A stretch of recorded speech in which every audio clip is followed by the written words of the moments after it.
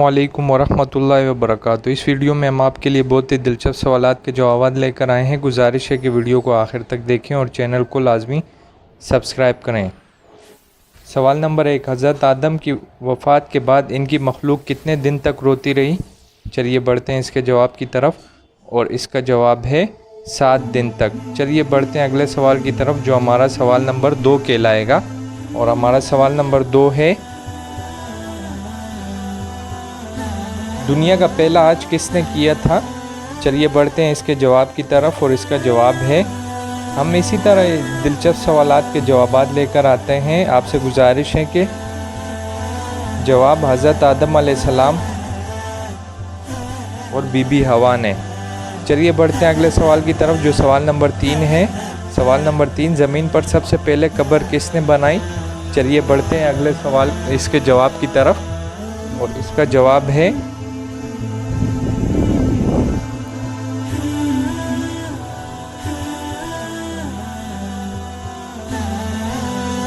हज़रत आदम के बेटे हाबील की।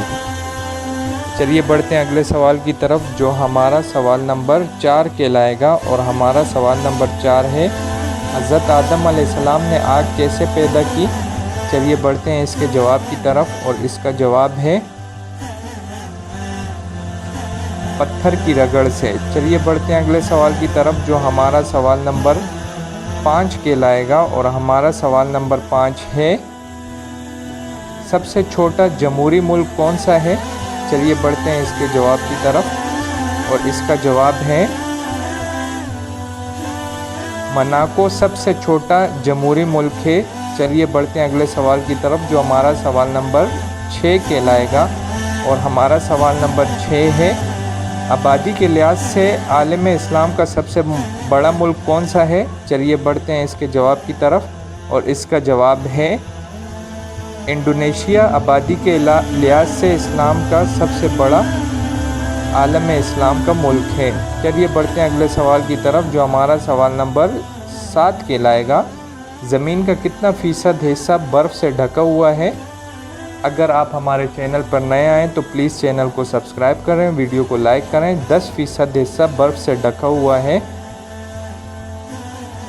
चलिए बढ़ते हैं अगले सवाल की तरफ, जो हमारा सवाल नंबर 8 कहलाएगा। सवाल नंबर 8 है, दुनिया की किस दीवार को चाँद से देखा गया? चलिए बढ़ते हैं इसके जवाब की तरफ, और इसका जवाब है, दीवार चीन को। आप सबका बहुत बहुत शुक्रिया हमारे वीडियो के साथ बने रहने का। आपसे गुजारिश है